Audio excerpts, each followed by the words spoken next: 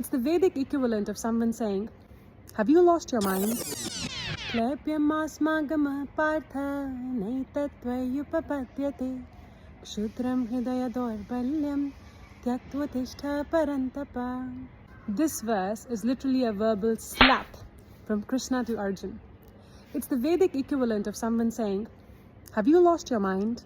So in this verse, Krishna is saying, Klebyam masmagama partha. Klebya means impotent. So he's saying, how come you've become so impotent, Arjuna? Naitattvai upapadyate. Doesn't it befit you to be so impotent, to be so unmanly? Shudram hridaya dorbalyam. Shudram is petty. Hridaya dorbalyam, he says, what is this petty weakness of the heart?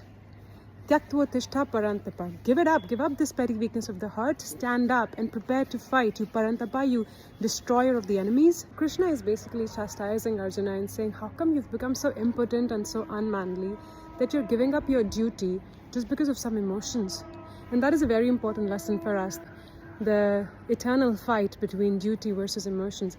Any emotions, even if they're compassion or positive emotions as per the moral codes of the world, if that emotion makes us shy away or avoid our duty, is ignorance, not saintliness. And then Krishna says, Shudram hridaya dorbalyam, which is such an important phrase. Hridaya dorbalyam. What does it mean to be weak in the heart?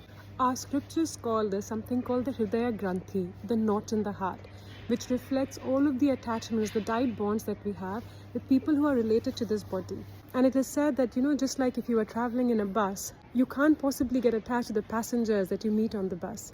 Because, you're only going to share a part of your journey with them, and then people are going to come off at one bus stop and then you'll continue. You have to stay focused on your destination without getting too attached to the people you meet on the way.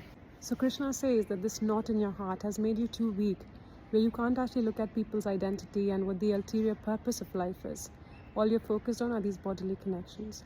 And we all have this knot in our heart that guides us by emotion, that makes us too attached to people in this life and to forget that we are all a lot more than this body. And how do we slacken that knot? How do we cut that knot? Through the sword of knowledge. And that's why it's so important to read texts like Bhagavad Gita, to always remind ourselves, to always have the perspective that whatever ups and downs might come, that they're all transient, just like this life is transient, and that we're meant for a much bigger purpose. The purpose being coming out of the cycle of birth and death, coming out of this almost incessant cycle of roaming around in 8.4 million species, coming out of this jail, this dukhalaya shashvatam. And the other way to slacken that knot is by chanting the Hare Krishna Maha Mantra. Hare Krishna, Krishna Krishna, Hare Hare, Hare Ram, Ram Ram, Hare Hare. Please share your realizations in the comments. Hare Krishna.